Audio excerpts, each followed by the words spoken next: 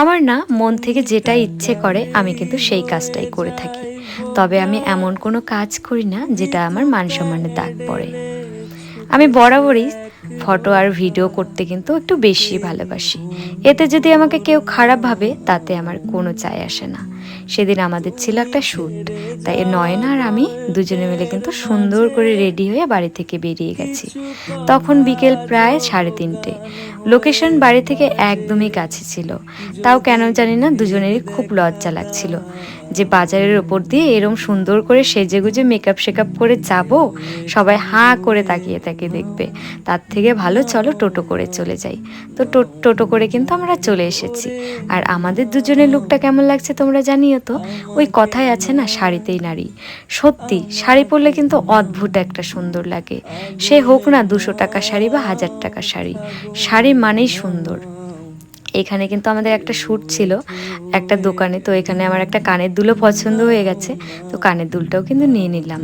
আর আমার ফাইনাল লুকটা কেমন লাগছে সেটা তোমরা একবার জানিও তো। আর এই যে শাড়িটা দেখতে পাচ্ছ, এই শাড়িটা কিন্তু পুজোর সময় নিয়েছিলাম। ওই নবমীর দিন একদিনই পরেছিলাম, তারপরে আর কখনোই পরা হয়নি। আর এই টাইপের শাড়িগুলো না আমার খুব ভালো লাগে। ওই ছিকির চাকার ওই সব শাড়ি কেন জানি না আমার খুব একটা পছন্দ না। এই টাইপের শাড়িগুলো বেশ ভালো লাগে। এই শাড়িটার দাম হয়তো 250 থেকে 300 টাকা নিয়েছে। শাড়ি না এমন একটা জিনিস, তুমি যদি একটু সুন্দর করে পরতে পারো না, সে 200 টাকা শাড়িতেও কিন্তু অনেক সুন্দর লাগে দেখতে। আমরা চলে গিয়েছিলাম ইসলামপুর পার্কে।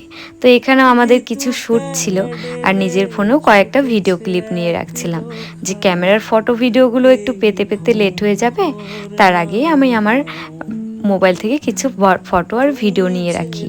তারপর আমাদের পার্কেরও কিন্তু ভিডিও শ্যুট না কমপ্লিট হয়ে গেছে। তো এখান থেকেও আমরা বেরিয়ে গেলাম।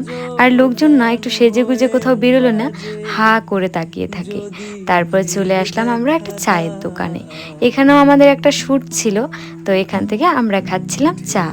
আমি কিন্তু কখনোই চা খাই না, তবে শ্যুটের জন্য এখানে কিন্তু চা খেতে হচ্ছিল। তারপর খেয়ে দেখলাম বেশ ভালোই ছিল তো চাটা। আর আমি কিন্তু একা একা কোথাও যাই না, সবসময় আমার বরের সাথেই যাই। তো ওর একটা অফিসের মিটিং ছিল, সেই জন্য ও আসতে পারেনি। আর আজকে তোমাদের সাথে কিন্তু দারুণ একটা চায়ের দোকানের খবর দিতে চলেছি। এই দোকানে কিন্তু একটা স্পেশাল চা পাওয়া যায়, ইসলামপুরের কোনো দোকানে পাওয়া যায় না। রাজবাড়ির টি। আমি তো প্রথমেই বললাম আমি চা খেতে একদমই পছন্দ করি না, তবে এই চাটা খেয়েছি না, একদমই অন্যরকম। তোমরা যদি আসতে চাও অবশ্যই কিন্তু এই দোকানটায় আসতে পারো। লোকেশনটা একবার শুনে নাও। তোমার দোকানের লোকেশনটা একবার বলে দাও।